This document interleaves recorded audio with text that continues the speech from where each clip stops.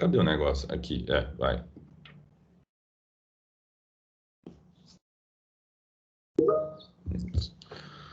Ó lá, não tô lendo os comentários de vocês, tá? Meus queridos, que eu estou compartilhando a minha tela aqui. Pessoal, seguinte, vamos lá. Então, sejam bem-vindos ao terceiro bimestre, ao segundo semestre. Faltam 131 dias para as férias. Eu espero que seja, né? Bom, pessoal, antes de mais nada, eu tenho que fazer um relato aqui. Eu não tive a oportunidade de falar para vocês sobre os trabalhos, né? Eu acho, não sei se o Michael também falou, não falou, não sei. Mas eu gostaria de falar que os trabalhos de vocês ficaram muito bons, né? Aqueles que não tiveram um desempenho satisfatório, eu pude falar, né, para algumas pessoas dos grupos, e eu gostei bastante do resultado, tá?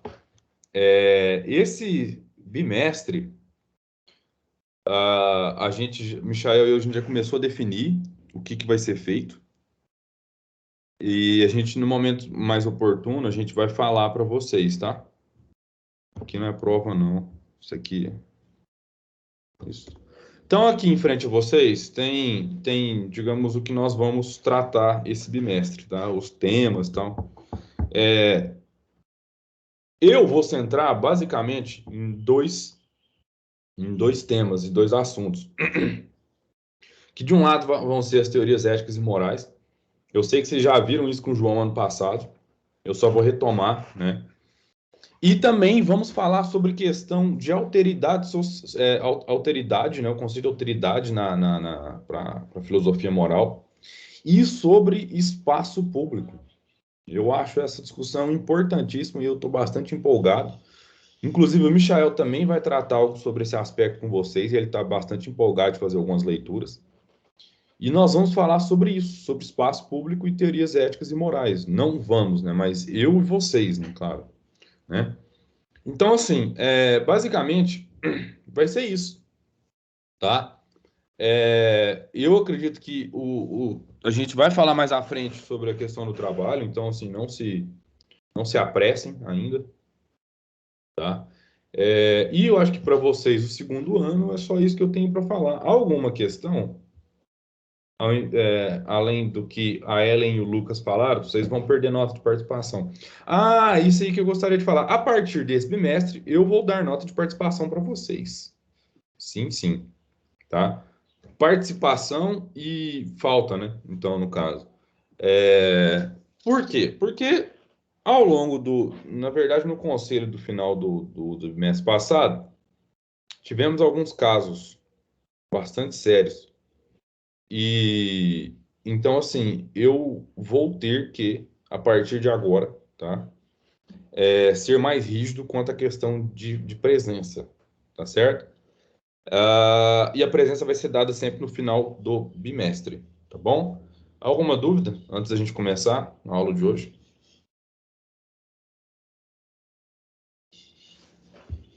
Como que vai ser computada essas presenças e faltas, professor? Muito bem perguntado, e eu vou tentar esclarecer da seguinte forma, Maria Eduarda Sotelo. Eduarda Sotelo, não é Maria, não. Porra, desculpa. Desculpa, Eduarda Sotelo. Vai ser computada a partir das atividades feitas em sala, tá? E, como, por exemplo, aquelas que eu passo para vocês, né? E também, né, na entrega e pontualidade dos trabalhos. Tá certo? Ok? Correto. Ok. Então é isso. Eu vou falar só para não perder a toada, mas eu não quero, digamos, deixar implícito que vocês fizeram isso, mas, gente, férias e final de semana eu não ligo meu celular de trabalho. Não adianta tentar me procurar, tá certo? Pelo meu número do WhatsApp. Agora, o meu número pessoal vocês nunca vão ter. Sei que vocês também não querem ter, enfim. Então é isso, tá certo? Então, quaisquer dúvidas. Eu vou solicitar que vocês tentem participar mais também como é que chama? Dos atendimentos ao aluno, tá? Se tiver dúvida, alguma coisa assim, tá bom? Então vamos lá, porque agora nós temos tópicos interessantes a serem debatidos e discutidos. Só dando um adendo, vocês podem encontrar ele no Twitter, gente. Eduarda.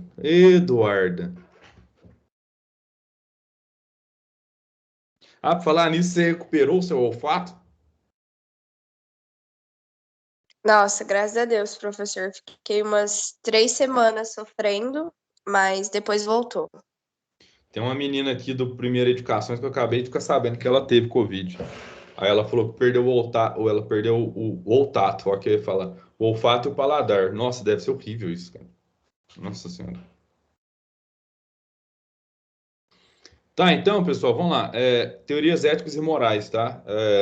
Basicamente, o que nós temos para falar, né?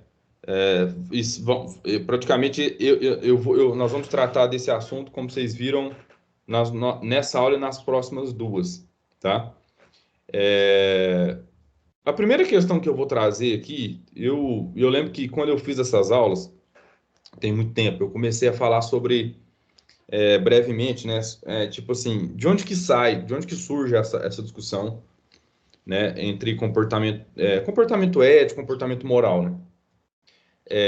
E a pergunta que eu faço e que eu fiz naquela ocasião é, tipo, será que a gente pode falar em comportamento ético quando se trata dos mitos? Por que nós estamos falando dos mitos aqui? Por um motivo bastante simples. A filosofia, ela se inaugura na Grécia, né? E a filosofia, de princípio, ela é uma cosmologia, uma tentativa de explicação racional da realidade ao redor. Com Sócrates e Platão, nós vemos uma mudança, né, na perspectiva de estudo da filosofia. O tema, então, passa, né, do estudo da natureza para o estudo da psique, para o estudo, digamos, de assuntos voltados para o gênero humano. Tá? Até então, o que nós tínhamos, né? Eu acho que falar isso é muito reducionista, mas eu vou falar só para a gente tentar clarear um pouco, né, o debate. Até então, o que nós tínhamos eram fábulas, mitos, fábulas, mitos, narrativas, ou até mesmo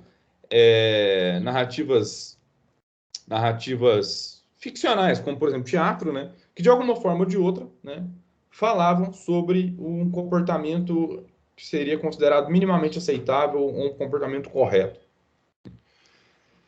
Então, assim, quando eu falo sobre essa questão do comportamento ético, né, a gente está falando, por exemplo, vamos pensar, né, que os mitos, principalmente os mitos que têm em relação aos Zeus, né, vamos supor assim, Zeus, essa figura, né, eles não são da mais, como é que eu posso dizer? Eu acho que eles não são o melhor exemplar de um comportamento correto em sociedade, né?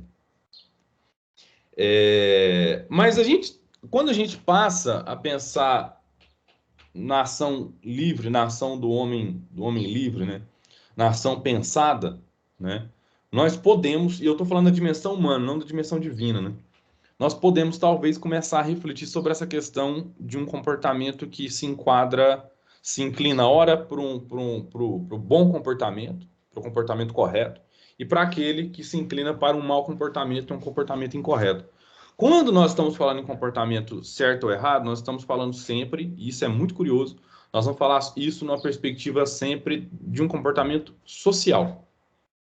Existem ações que elas não são, eu acho que uma distinção interessante que a gente pode falar, né, é que eu vou tratar disso mais à frente, mas quando a gente está falando em ética, a gente está falando em ações morais. Então, existem ações que elas não são necessariamente ações morais, como, por exemplo, amarrar o cadarço ou fazer propaganda do açaí, né, no Instagram, como a Eduarda faz. E que sempre me dá vontade de experimentar aquele de iogurte, mas tudo bem. Então, assim, isso não são ações morais. São ações cotidianas. Então, tipo assim, eu saí daqui da minha casa e ir para o IFE a pé, né?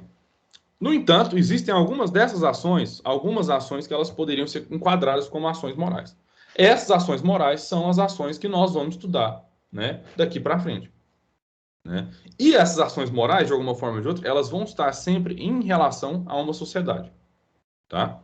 Então, vamos, dentro ainda da introdução, vamos tomar aqui, por exemplo, a tragédia de Édipo Rei. Vocês já chegaram a ler o Édipo Rei?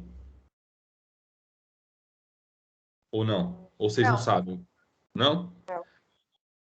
Gente, eu vou falar um negócio. Tem existem alguns livros, algumas histórias que a gente fala muito sobre elas e às vezes a gente acha assim que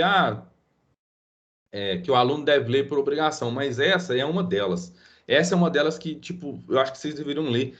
E além de ser digamos assim, uma narrativa muito bacana sobre, digamos, é o princípio do teatro, né? A gente está falando ali, né, do Sófocles e tal. E é muito boa. Ela, de fato, assim, eu lembro que quando eu li ela pela primeira vez, tinha alguns momentos que eu me sentia meio tenso, assim, sabe? Tipo, o coração palpitava. E é muito interessante. Então, tipo, a tragédia, né, a Édipo Rei, de alguma forma, coloca o Édipo como um personagem que ele não se vê dentro de uma história e ele é levado a tomar algumas atitudes. Né? Então, a tragédia ela consiste justamente em revelar a contradição entre a ideia do determinismo e da liberdade, né? Na luta contra o destino levado a cabo pela pessoa que emerge como ser de vontade. Presta atenção nesse termo. Ser de vontade. Né? Então, deixa eu ver se eu consigo. Isso aqui é interessante. Ó. Ser de vontade. A gente só pode falar em comportamento ético e moral quando a gente leva em consideração um ser que pensa e delibera, ou seja, que escolhe. Tá? O que eu estou querendo dizer com isso? Porque, tipo assim, existem aqui dois termos que vão começar a aparecer para a gente, né? Que é, de um lado, o determinismo. O determinismo nada mais nada menos é do que aquela condição de um sujeito que se vê obrigado a tomar uma determinada atitude. E o conceito de liberdade, que é nada mais nada menos, está totalmente correlacionado com, por exemplo, a ideia do livre-arbítrio. Então, de um lado, nós temos uma condição que leva uma condição, seja ela social, seja é, é, é, é, uma condição moral que obriga alguém a uma determinada ação, né? E de outro lado, nós temos a condição do livre-arbítrio. O Édipo Rei, de alguma forma, essa linda narrativa grega, né? Ela de alguma forma ela coloca esse duelo, né, entre um personagem que se vê obrigado, mas ao mesmo tempo quando ele se vê obrigado ele pode escolher. Então ele volta a si mesmo, ele volta a si mesmo como sujeito de ação, um sujeito que não é passivo, um ser de vontade, tá certo? E assim, por que é interessante a gente falar isso? Porque a todo momento a gente vai ver que aquele ser que delibera, ele escolhe. E se ele escolhe, ele pode escolher entre uma ação, digamos, mais adequada e uma ação menos adequada. Dito de outra forma, talvez uma ação correta ou uma ação incorreta. Eu tinha um professor de ética que ele falava isso para a gente na graduação, que eu levei muito tempo para entender isso, mas é muito simples, né? Uma teoria moral, ela vai me dizer o que eu devo fazer. Uma teoria ética, ela vai me colocar frente à seguinte indagação: o que eu entendo como certo, o que eu entendo como errado. Vocês entenderam isso?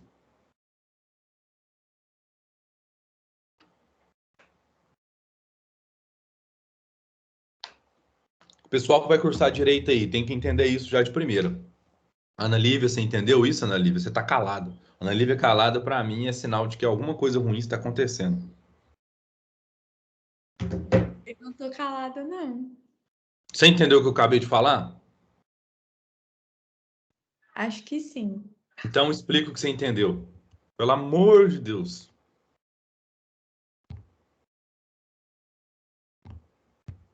Vamos lá, Ana Eu não Lívia. sei explicar, pera. Vai. Qual que é a diferença entre teoria ética e teoria moral?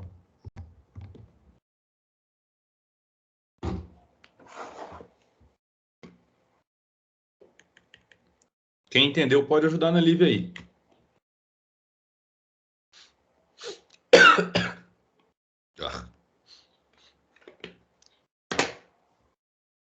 Vamos lá, galera.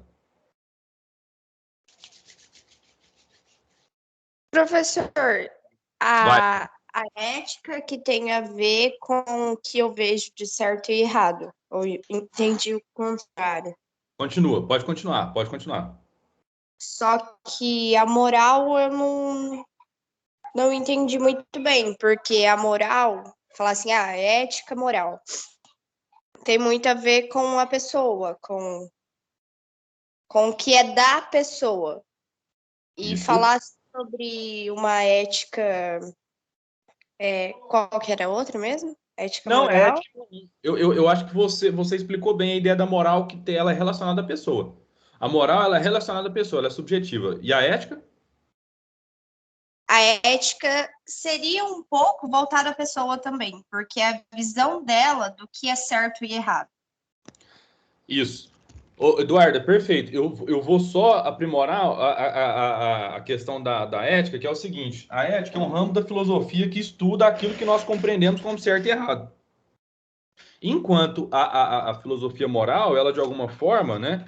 Ela, não a filosofia moral, mas as teorias morais que a gente vai ver aqui. E é por isso que eu tô querendo que vocês já, desde já, falem o que entendeu, mesmo que seja tipo assim, muito pouco, porque a gente vai trabalhar muito essa distinção entre uma teoria ética e uma teoria moral. A teoria moral, ela vai me responder como eu devo agir em determinada situação. As teorias morais, por exemplo, utilitarismo, né? Quais mais? Deixa eu ver. A teoria aristotélica, que fala sobre os prazeres, fala sobre a felicidade, né? Já as teorias éticas, elas vão me dar ferramentas para compreender por exemplo, né? O que a Eduarda, quando ela fala certo e errado, ao que ela está se referindo. E é uma coisa bastante simples, tipo assim, quando a gente fala, né? Vamos tentar entender dentro desse domínio da seguinte forma, né? Quando a Eduarda fala que uma ação é certa, outra é errada, ela está querendo dizer que naquele momento em que ela fala que uma ação é certa, ela vai tomar aquela ação, né? Ou aquela determinada, digamos, aquela determinada ação é perdão, aquilo que ela considera como certo é uma resposta para o comportamento dela. Aí o professor de filosofia vai falar assim: vejam bem, o que Eduarda define como certo e errado, o objeto do que é certo ou errado, ou digamos, a ação certa e errada, não me interessa. O que vai me interessar, na verdade, é o que ela define, né, em termos lógicos, como sendo certo e como sendo errado. Ou, dito de outra forma, ao que ela se refere. Tá? A gente vai ver isso mais detalhadamente para frente. Pode parecer confuso? Pode parecer confuso. Mas, dito de uma forma bastante simples, as teorias éticas, elas não visam dizer, Eduarda, como você deve se portar. As teorias morais, sim. Entendeu? Vamos Então, lá. as teorias éticas seria mais o pensamento, assim? Elas seriam, dentro do que eu lembro quando eu aprendi na graduação, e eu acho isso interessante, Ana Lívia, elas seriam chamadas de metaética. Elas estão preocupadas, na verdade, com os termos que nós referimos para definir o que é certo e o que é errado. Aí elas vão ser enquadradas como subjetivistas, relativistas e objetivas. E as teorias morais, não, elas vão ser utilitaristas, vão ser por exemplo, que nem eu falei do Aristóteles, né? O Aristóteles, então, tem um livro dele que chama Ética Nicômaco, não sei se vocês já ouviram falar. É um livro em que ele fala, por exemplo, sobre como levar a vida boa. E a vida boa é uma vida correta, é uma vida contemplativa, né? E o Aristóteles, eu acho interessante que ele vai descrever os prazeres, ele vai colocar em ordem. Tipo assim, olha, não é errado você contemplar os prazeres, por exemplo, da diversão, dos prazeres carnais. Não está errado. Mas o prazer digamos, o máximo prazer é o prazer da contemplação, do conhecimento. Então, Aristóteles, ao falar isso, ele está respondendo uma pergunta. O que é o prazer e o que eu devo entender como prazer para levar uma vida boa? Agora, os filósofos mais contemporâneos, que vão estudar metaética, eles vão falar o seguinte: não me interessa o que Aristóteles está determinando como prazer, mas o que ele se refere ao dizer prazer e associar o prazer a uma vida correta, a uma vida certa. Será que eu posso definir o prazer em termos objetivos? Ou o prazer vai ser tão só definido em termos subjetivos? É basicamente isso. tá? Mas, gente, outra coisa, eu vou falar isso de novo. A gente vai estudar isso ao longo dessas 3 aulas, tá? Então, vamos com calma, mas já vão escrevendo aquilo que vocês estão com dúvida para depois a gente retomar, tá? Então, tem eu gosto muito desse episódio na Bíblia, que é o episódio do Abraão.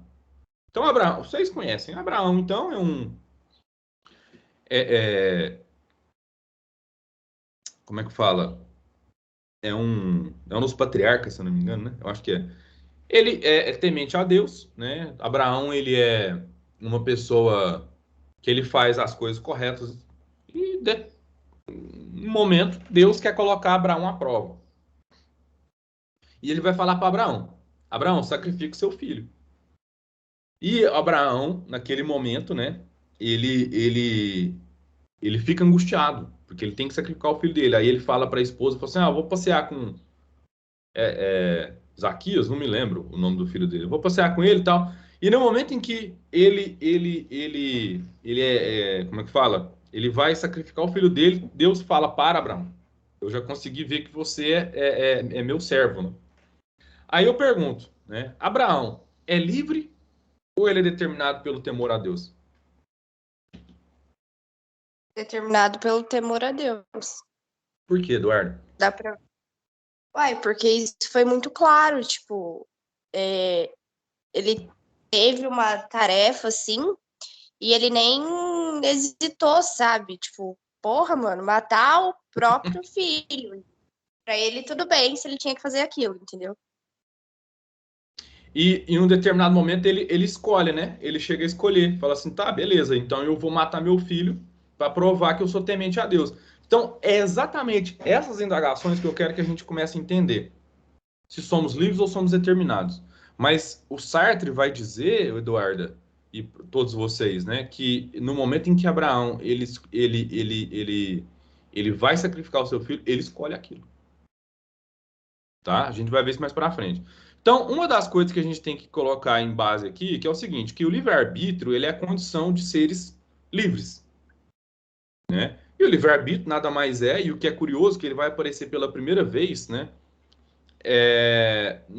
Digamos, nos textos de Santo Agostinho, né? O livre-arbítrio, então, é a liberdade de indiferença, né? Então, na verdade, a liberdade ou a condição por meio do qual o sujeito ele age pela força de sua própria vontade, independentemente daquilo que ele sofre. Então, o livre-arbítrio, de alguma forma, ele coaduna com as características de uma certa liberdade interior, de uma liberdade do ser que pensa em suas próprias ações. Então, eu penso nas minhas ações e é possível que eu escolha, né? E ela é relacionada a mim e não vinculada ao meu exterior. E ela vai aparecer pela primeira vez, como eu disse, né? Esse conceito de livre-arbítrio vai aparecer pela primeira vez em Santo Agostinho. Então, ele usa esse conceito de livre-arbítrio enquanto, olha só, presta atenção, uma faculdade da razão e da vontade, que é denominado também de deliberação. Então, nós temos um verbo aqui, deliberar. Deliberar é aquela condição que um ser consciente do seu meio, ele tem de estabelecer escolhas, tá? Escolhas orientado por uma determinada finalidade. Vou repetir. Então, deliberação é a capacidade que um ser tem de realizar escolhas orientado por uma finalidade. Tá? Seria mais ou menos aquilo que nós denominamos como vontade. Tá certo? E o que vem a ser, então, o determinismo? Né?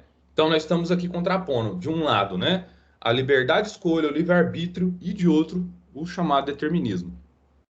Eu acho que vocês já devem ter estudado Comte, né? O Augusto Comte. Se não, acho que talvez vocês vão estudar no terceiro ano em Sociologia. Então, o determinismo ele é de uma influência nitidamente positivista. Lembrando que o positivismo é uma corrente de pensamento que ele surge na França, talvez na segunda metade do século XIX, e tem essa... como é que fala? Tem na figura do Augusto Comte um dos seus fundadores. Só para digamos, esclarecer, ou a cargo de curiosidade, ordem e progresso, que está escrito em alguma bandeira, não me lembro qual, é um mote positivista, tá? É um mote positivista. Então, assim, o determinismo, ele diz respeito a uma posição, né, referente a uma certa, talvez, contraposição à ideia da liberdade humana, né? Então, ela é contrária à liberdade humana, contrária ao livre-arbítrio, né? Então, vai estabelecer que o comportamento humano acaba sendo como consequência de fatores como raça, meio e momento, ou história. Por que isso? Porque a gente tem que entender um pouco esse contexto, que é o contexto em que começa a aparecer as primeiras ciências sociais, que buscam entender que o ser humano, na verdade, ele é, na verdade, um produto do meio que ele vive. O determinismo pode ser estabelecido desse jeito, tá? Então, uma coisa curiosa é que a estética naturalista ou realista, ela aborda, que surge ali também no século XIX, que ela vai ser bastante influenciada pelo determinismo, tá? Que o ser humano, ele na verdade é produto do seu meio. Vocês já não leram o Aloysio de Azevedo, o Cortiço? Ou não? Ou vocês estão lendo? O Cortiço, ele é basicamente assentado sobre essa ideia de que o homem ele é um produto do seu meio, tá? Então, outra influência positivista, ela vai se dar, né, digamos, no método das ciências humanas, como a gente está falando, entender e identificar, né, o ser humano como produto de um determinado contexto e logo as suas escolhas também, né? E uma coisa interessante que nesse sentido, no século XIX, que nós temos aí, é um surgimento, a constituição das ciências humanas, né? E digamos, uma das... no terceiro ano, a gente estudou um pouco sobre o behaviorismo, né, que é também chamado de teoria comportamental. E o behaviorismo, ele vai colocar o determinismo em moldes mais contemporâneos. Vamos colocar assim, que o ser humano, na verdade, ele digamos, talvez a relação que ele estabelece com o seu meio, ele é fruto constante de uma estímulo-resposta. Então, o ser humano... E é engraçado ver um psicólogo comportamentalista falar isso, porque é como se falar assim, o ser humano vai atrás daquilo que dá prazer e ele busca fugir daquilo que é desprazeroso para ele. Estímulo, resposta. É isso. Então, a psicologia comportamentalista norte-americana, ela é herdeira de alguma forma, em alguma medida, dessa visão, tá? O ser humano, então, ele tem apenas essa ilusão de ser livre, porque ele desconhece as causas que vão atuar sobre ele. Vamos guardar isso no inconsciente aí, porque a gente vai retomar isso depois, tá? Então vamos lá, pessoal. Antes de mais nada, a gente precisa fazer distinção de algumas coisas aqui pertinentes, tá? Que são valores, juízo de valor e teorias, tá? Depois eu vou... Ó, gente, esse slide já está pronto. Eu vou disponibilizar para vocês no Swap já hoje. No Swap não, no Moodle, tá certo? Pessoal, até aqui, vocês entenderam essa distinção entre livre-arbítrio e determinismo? Só fala sim ou não. Pode escrever também, só para eu ficar claro, porque qualquer coisa eu posso voltar. Acho que sim. Sim. Tá? Então, ótimo. Então, vamos dar continuidade. Quando eu programei essa aula, e esses slides, né? Já tem um tempo, na verdade, aconteceu uma coisa curiosa. Quem aqui conhece o Paris-Dakar, aquele rally? Eu acho que vocês devem conhecer ou já devem ter ouvido falar, né? Em 2016, um piloto português, Paulo Gonçalves, ele estava liderando a prova. E, gente, o Paris-Dakar, não sei se vocês sabem, mas praticamente quase todo, assim, eu tô rindo porque não é que seja engraçado, mas é minimamente curioso que, bom, eu gosto de andar de moto, gosto do meio do mato, essa coisa pra caramba, mas, assim, honestamente, eu não faria um negócio desse, mas praticamente quase todo ano tem uma morte, um capotamento meio esquisito, assim. Tem até um rapaz que eu sigo, que ele é um piloto francês, que numa ocasião, acho que se eu não me engano, em 2018, ele quebrou o fêmur. Então, assim, não é uma coisa, não é uma coisa, tipo, fácil, né? É que você não anda de moto, você tem carteira, Eduardo, para falar uma besteira dessa? Eu acho que você não tem, né? Então, vamos com calma aí, né? Eu fui cínico, eu acho que você percebeu. Então, assim, ele tava ganhando, o Paulo Gonçalves. É a mesma coisa que o Eduardo tá lá, na competição, tá lá em primeiro lugar, até que, pá, um piloto sofreu um acidente, né? Ele sofreu um acidente, caiu, né? E o piloto que estava em primeiro lugar, ele parou para ajudar ele. E isso gerou uma repercussão, né? Isso gerou uma repercussão, né? E aí o Paulo Gonçalves, ele veio no Facebook dele e falou assim, o seguinte, olha, fiz aquilo que me competia. Eu não sou um herói, eu sou um ser humano com respeito pelos outros. A nossa vida vale mais que qualquer vitória. Sem ela não vencemos. Isso aqui parece frase que você leria no Twitter da Ana Lívia. E ele escreveu isso de fato, né? Então, assim, essa declaração nos faz pensar uma coisa, né? A gente poderia pensar que, tipo assim, o Paulo Gonçalves é uma pessoa de valores, né? Ou uma pessoa que tem valores. Mas, afinal de contas, o que é? O que são esses valores? Uma pessoa tem valores porque ela foi solidária, bondosa e respeitosa? Vamos lá. A primeira distinção que a gente tem que entender é o seguinte: qual seria essa natureza? O que são esses valores? As coisas têm valor porque a gente dá valor ou a gente valoriza elas porque elas têm valor? Olha que interessante. Ou seja, o dinheiro ele tem sentido porque a gente dá valor ou ele tem valor porque a gente dá sentido nesse valor? É a primeira coisa. Então, uma definição interessante da filosofia analítica portuguesa é o seguinte: uma definição neutra e consensual dos valores apresenta-os, né, como aquilo que nos leva a ter preferência e interesse por algumas coisas, pessoas, ações, situações, etc. E não por outras, e por isso, né, avaliá-las positiva ou negativamente. Pessoal, eu vou pedir que, assim, quem quiser escrever, escreva isso aqui, ó. Deixa eu... Aqui. Escreva isso aqui, então. A primeira definição. O que seria valores, né? Ou, né, digamos assim, né, uma definição bem neutra do que são valores. Então, valores é aquilo que nos leva a ter preferência e interesse por algumas coisas. Então, eu dou valor àquilo que de alguma forma eu tenho preferência pelo ou por quê. Entendeu? Né? Então, assim, eu vou deixar aqui para você, para quem quiser copiar, só um tempinho, tá? Então, a gente poderia dizer que existem, por exemplo, valores estéticos. Então, assim, a gente dá preferência a determinadas características estéticas, seja em alguma pessoa, seja em alguma obra de arte, seja em alguma. Uma coisa curiosa, né? Por exemplo, eu, de um tempo para cá, eu tenho dado muita preferência a ambientes minimalistas. Eu acho que talvez eu sempre tenha dado. Então, tipo assim, ambiente minimalista, eu acho que vocês devem saber o que são, né? Ambiente minimalista, tipo coisas que de alguma forma elas têm características não muito esdrúxulas, né? Muito exorbitante, aquela coisa. Então, por exemplo, tem gente que dá preferência a uma certa arquitetura de casa, né? Ou arquitetura design mais cheias de, mais kit, né? Com aquelas coisas meio namoradeira na janela, aquelas coisas. Então, tipo assim, eu tenho uma preferência mais minimal, né? Mais contemporânea, mas com uma coisa meio rústica. Então, tipo assim, quer dizer que eu dou valor a essas, o valor que eu atribuo, né? É um valor diferente do que uma pessoa atribuiria. E por eu atribuir um valor, eu escolho. Eu escolho. Eu digo sim, eu gosto disso. Vocês entenderam isso? Essa ideia?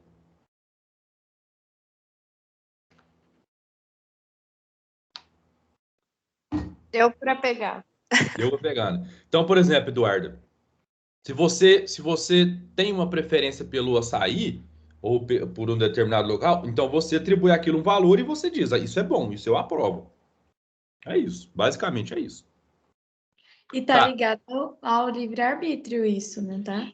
exato. Ou ao Exato. determinismo. Isso Não, ao livre-arbítrio, porque é a sua capacidade de escolher. Ô, Ana Lívia, no terceiro ano, a gente vai estudar um conceitinho denominado intencionalidade. A intencionalidade é essa, digamos, inclinação que seres vivos possuem ela nem é uma característica racional, tá? É uma característica de determinados conteúdos mentais. E a intencionalidade, ela, na verdade, é nada mais, nada menos do que uma direção para o mundo. Então, fome de, vontade de, né? Então, quando a gente está falando de vontade, a gente sempre está falando de uma vontade que se concretiza no mundo. Então, nesse momento em que você tem essa vontade, ela é uma inclinação sua para escolhas que lhe aparecem mais valorativas. Então, é isso. Não é uma determinação. Você Entendi. entendeu? Entendeu? Entendi. Então, o que são esses valores? Eles me permitem avaliar determinadas pessoas, condições, situações e me ajudar a classificar como boas. Gente, vamos entender que bom é aquilo que eu aprovo, é aquilo que eu escolho, é aquilo que de alguma forma para o qual eu estou inclinado a escolher, tá? E aquilo como más ou indesejáveis, aquilo que eu estou inclinado a não escolher. Você, por exemplo, poderia escolher uma situação em que você claro, eu não, gente, eu não estou falando aqui de relacionamentos, tá? Porque isso é outra coisa. Mas vocês poderiam escolher, por exemplo, sei lá,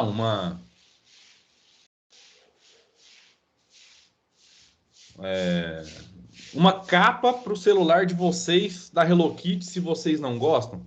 Não, não, claro que não. Você vai escolher aquilo para quê se você não gosta? Então, entre os mais estudados na filosofia estão os valores éticos, os estéticos e os religiosos.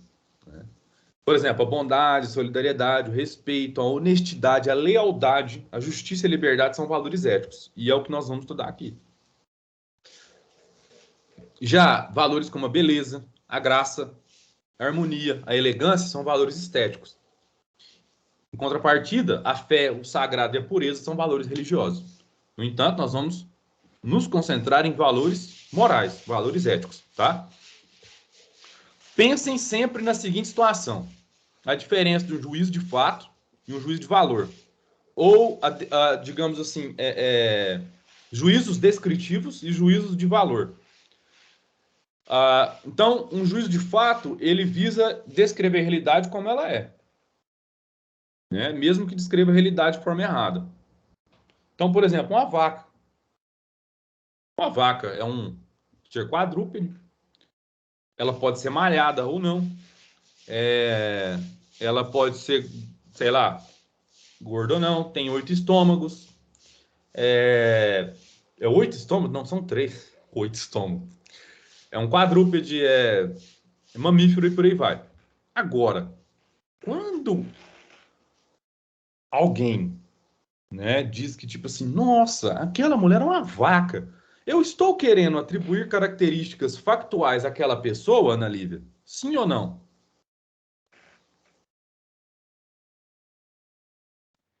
Acho que não. Por quê? Pera.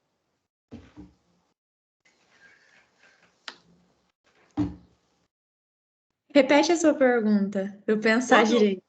quando você diz, eu não estou falando que você falou isso, longe disso. Você diz, nossa, aquela moça é uma vaca. Você está atribuindo valores factuais, ou, perdão, juízos descritivos àquela pessoa, você está querendo dizer que aquela mulher, ela se assemelha a uma vaca? Ou ela tem características de uma vaca? Ah, sim. Não, Não, por que não? Ai, você tá porque falando aqui. você Dizer que, está tipo assim, a gente chama a mulher de vaca, mas a gente não tá querendo dizer que ela se assemelha a uma vaca. É um aí, xingamento Lucas. que a gente chama ela do nome de um animal, mas que não se refere ao animal. Exatamente, perfeito.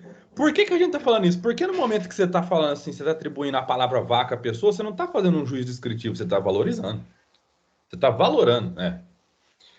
Ana Lívia, para entender que isso que eu estou fazendo aqui é como se você estivesse explicando isso para um alienígena.